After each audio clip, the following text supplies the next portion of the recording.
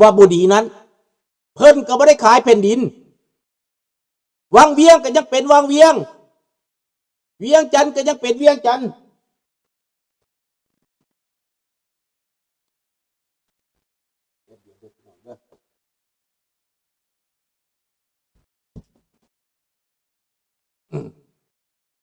ดังนั้นเวียงจันทร์ก็ยังเป็นเวียงจันทร์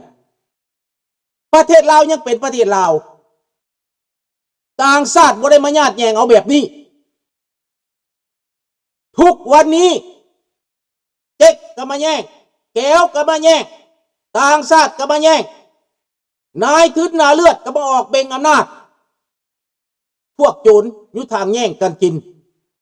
แบ่งกันกินคือผีตายซากลูกหลานผีคำไตก็ออกเบ่งฤทธิ์บักผีตายซากคำไตตายไปแล้วยังมีผิดมีอายตายไปแล้วยังมาวุ่นมาวายตายไปแล้วยังมาแบ่งแยกสาบแซงให้กระดูกกระเดี่ยวมันห่อนเป็นไฟให้ลูกหลานมันอยู่บ่ได้กินบ่เป็นนี่แหละพี่น้องคนลาวมีหัวใจบ่มีข้าพเจ้าเชื่อว่าคนลาวมือหนึ่งจะยืนขึ้นจะลุกขึ้นมีหัวใจเฮาบ่แม่นสัตว์เฮาแม่นคนถูกกระทำแล้วต้องมีหัวใจต้องจื้อต้องจำลูกหลานผู้เกิดใหม่ใหญ่รุ่นผู้มีความรู้ความหลักศึกษาหาความจริง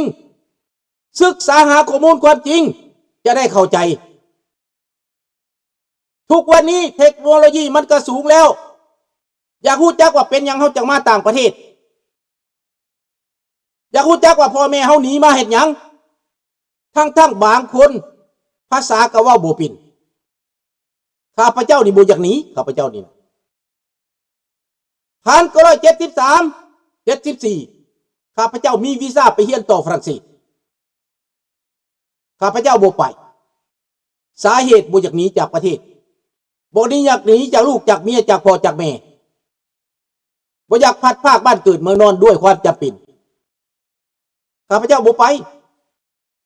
เห็นบ่ล่ะแต่ในที่สุดพยายามอยู่แล้ว5 ปีอดแล้ว5 ปีทนแล้ว5 ปีจนเสียลูกเสียเต้าฮอด3 คนเสียพ่ออีกคนหนึ่งนี่คือความผิดความจริงที่ข้าพเจ้าพิสูจน์มาแล้วมันพิสูจน์มาแล้วผ่านมาแล้วพี่น้องดังนั้นทุกมื้อนี้สิเฮามาเชื่อใจเขาได้จังไดสิเฮามาไว้ใจเขาได้จังไดมีมาตรฐานตัวใดมีหลักการตัวใดที่จะมาค้ำประกันชีวิตการเป็นอยู่ของคนเราที่กลับขึ้นไปนั่นให้ตลอดปลอดภัยให้ได้รับความเป็นธรรมให้พ้นจากการมากล่าวหาหรือใส่ให้พ้นจากข้ออิจฉาบางเบียดบางคนก็ตายย้อนการวางยาบางคนก็ตายย้อนการใส่เรื่องใส่ความนี่ดังนั้นพี่น้องพวกเขาตั้งใจว่าจะมาโฆษณาส่วนเสือสบายดีอีวัน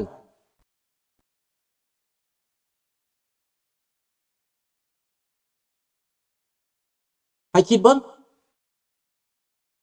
บางคนหัวอ่อนเขาว่าหลายเขาส่วนหลายเขายั่วหลายก็ลอยไปตามลอยไปตามและเขาเดี๋ยวนี้เขาแต่งตั้งหัวหน้าแนวโฮมสร้างชาติไว้แต่ละประเทศอยู่ประเทศข้าพเจ้านี่ก็มีคนหนึ่งบักหน้าจืดข้าพเจ้าด่าทุกมือขวัญหวนบ่มีแล้วนี่พี่น้องอยู่ในประเทศอเมริกาก็มีทุกรัฐตัวแทนของมันดังนั้นพวกเขาต้องเปิดโปงคนเหล่านี้พวกแก๊งของโจรส่งมาตัวมาหลอกเขามาอยู่ในประเทศที่เจริญแล้วประเทศที่ศรีวิไลแล้วเขายังมีข้อมูลเขายังมีกฎหมายปกป้องคุ้มครองคนลาวที่มาอาศัยอยู่ในต่างแดนเขาอย่าลืมแม่ ว่าเขาเป็นไผเขามาจากไสเป็นหยังเขาจังมาดังนั้นพี่น้องลูกหลานผู้เกิดใหม่ใหญ่รุ่นอย่าหลงทะเลิงกับเมื่อน่ะมันแม่นอยู่ไปเที่ยวนะ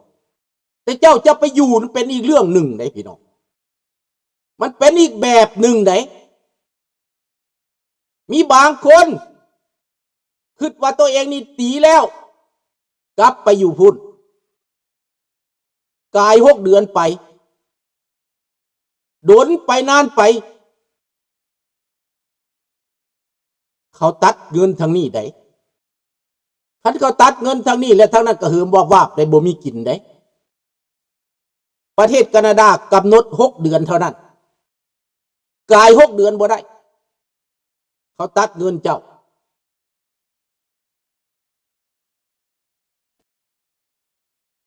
แม่นแล้วเดี๋ยวนี้เขาหู้จักเรื่องทันเด็กน้อยคู่มือนี่เขาใหญ่อยู่นี่เขาหู้ทันแต่พ่อแม่ก็ต้องเว้าความจริงอย่าอิโปกริตอย่าหลอกลวงเว้าความจริงให้ลูกฟังบ่ตายดอกเว้าก็บ่ตายดอกเว้าความจริงน่ะบอกลูกบอกหลานว่าเป็นยังจังมาอย่าให้เขาถูกหลอกจะได้เสียใจพี่น้องเขาพยายามแบ่งแยกสังคมลาวในต่างประเทศในแนวใดก็ตามท่ามกลางปัญหานั้น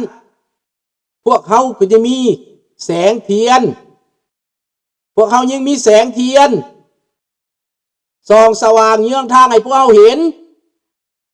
เจ้าฟ้าทรายสุริวงศ์สว่างออกเดินสายไปออสเตรเลียออกเดินสายไปอเมริกาออกเดินสายไปฝรั่งเศสนี่การเต้าโฮมกันรวมมือกันเพื่อสนับสนุนและให้รัฐบาลประเทศต่างๆได้เห็นความสำคัญของปัญหาลาวที่นานาชาติเลยลืมได้ปล่อยปละให้มันเป็นแบบนี้มานาน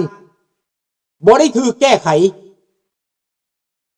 พวกเฮาคนลาวถ้าเฮาสามัคคีกันน่ะเขาก็จะซอยเฮาแก้ไขปัญหาเฮาได้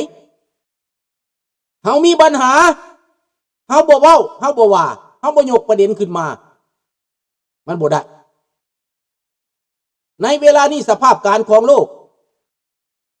มันเหมาะสมที่สุดมันสมควรที่สุดสถานการณ์เอเชียแปซิฟิกในปี2023หา2025ข้าพเจ้าก็คิดว่าตอนนั้นมันสุกงอมพอสมควรแต่ยังบ่แม่นยังบ่ฮอดมาตอนนี้สภาพการสุกงอมแล้วบ่ข้าพเจ้าว่าใกล้กว่าเก่าเห็นสัตว์กว่าเก่าเห็นแจ้งกว่าเก่าตอนสงครามยูเครนเฮาก็ว่าโอ้ตัวนั้นละมันจะเกิดการแตกหักอย่างนักแต่4 ปีต่อมามันก็ยังบ่ไปฮอดใส่ยังฆ่ากันอยู่มาปัญหาอิหร่านอิสราเอลอิหร่านอเมริกาผสมลงข้างนี้กระทบไปเบิดโลกบาดนี้ติดหนักที่สุดอยู่ฮอร์มุสแต่ในเบื้องหลังมันก็แม่นรัสเซียมันก็แม่นจีนมันก็แม่นประเทศเผด็จการที่สนับสนุนข้าพเจ้าก็คิดว่าอเมริกานี่คงจะบ่ได้เอาใจออกดอกคงจะหาทางออกคงจะเห็นความจริงแล้วว่าภัยเป็นภัยอยู่เบื้องหลังรัสเซียนั่นแหละโตการกับจีนนั่นมาในตอนนี้อเมริกาเขาบ่อยากเว้าเด่นๆเขาบ่อยากเว้าเด่นๆเขาใช้วิธีทางอ้อมเขาลังจัดการกับลูกน้องมันอยู่ว่าบักโปตีนมันสิเฮ็ดแบบใดบักจีนมันสิเฮ็ดแบบใดนี่เขาทำท่าอยู่ดิแต่ว่าการกล้าเตรียมนั่นข้าพเจ้าว่าเขากล้าเตรียมเต็มและแม็กซ์เต็มแม็กซ์แหละพี่น้องเพื่อลบบีบเข้า3 ด้านในทะเล3 ทะเลนั้นเต็มเบิดแล้วแม็กซ์เรื่องเรือ เขาจะบ่ใส่คนแบบไปเฮ็ดอิรักเขาจะเอาน้อยกว่าแต่ใส่เครื่องมือใส่ประชาชนภายในประเทศ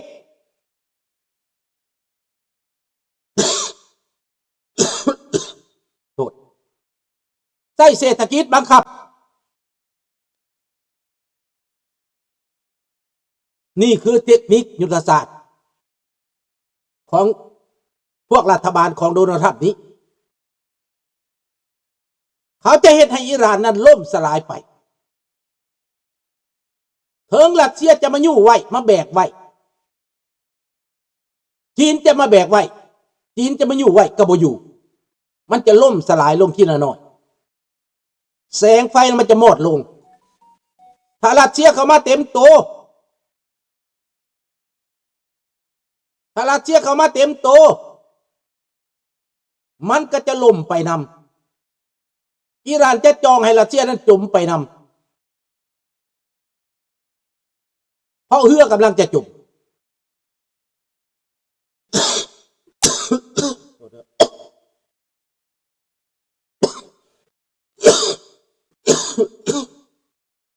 มา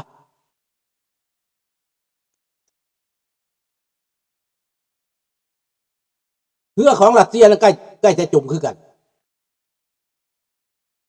บาดนี้ในทะเลจีนใต้สำหรับจีนอเมริกาเตรียมหลับมือกับจีนมีญี่ปุ่นมีเกาหลีใต้มีฟิลิปปินส์แล้วอีกประเทศกำลังวางกันอยู่ก็มีประเทศอินโดนีเซียในแถบนั้นและก็ยังมีอีกหลายประเทศต่อไปข้าพเจ้ามั่นใจว่าครั้งนี้จีนจะเจอปัญหาหนักที่สุดเพราะเขาตัดปัญหาเรื่องน้ำมันนี้มันกระเทือนจีนไปเบิดในตอนนี้ประเทศปีกหาสาวกประเทศลาวประเทศเวียดนามประเทศไทยเขมรเจอปัญหาเรื่องน้ำมันนี่แหละเจอหนักในตอนนี้ยักษ์ที่ไปรอดหรือบ่รอดแล้วทั้งแตกคุณแล้วบางประเทศในตอนนี้นะอันนี้เฮามีความหวังที่สุดถ้ามันเกิดสงครามโลกครั้งที่3การล่างบางครั้งนี้เฮาก็จะบ่ปล่อยโอกาสนี้ให้มันลอยไปเฮาจะบ่ปล่อยโอกาสนี้มันลุดไปเป็นโอกาสของพวกเฮาคนที่ถูกบังคับให้หนีจากประเทศลูกหลานที่เป็นทหารอเมริกาลูกหลานที่เป็นทหารแคนาเดียนเป็นทหารฝรั่งเศสมือหนึ่งเขาจะรวมกัน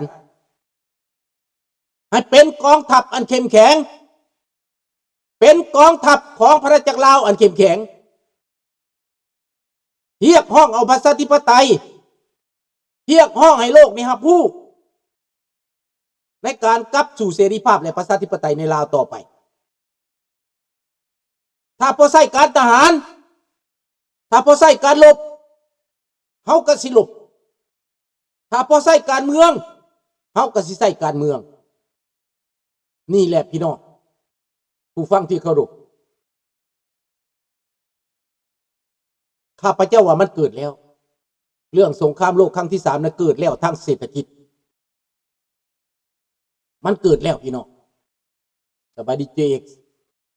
พวกเฮาตอนนี้มันเกียมอย่างเกียมจิตใจเกียมหับหู้ความจริงเกียมร่วมมือกันเฮายังมีบุญอยู่เฮายังมีวาสนาอยู่ถ้าเฮาเสียเบิดราชวงศ์บ่มีไผเลยหั่นน่ะ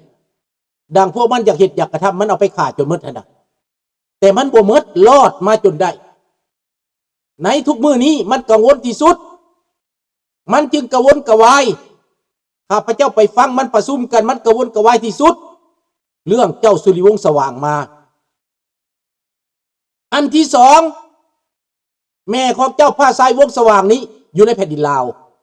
มันก็กระวนอีกเพราะวางหลังมานี้มีพระมหากษัตริย์ไทยไปเยี่ยมยามประเทศลาว ก็ยังถามถึง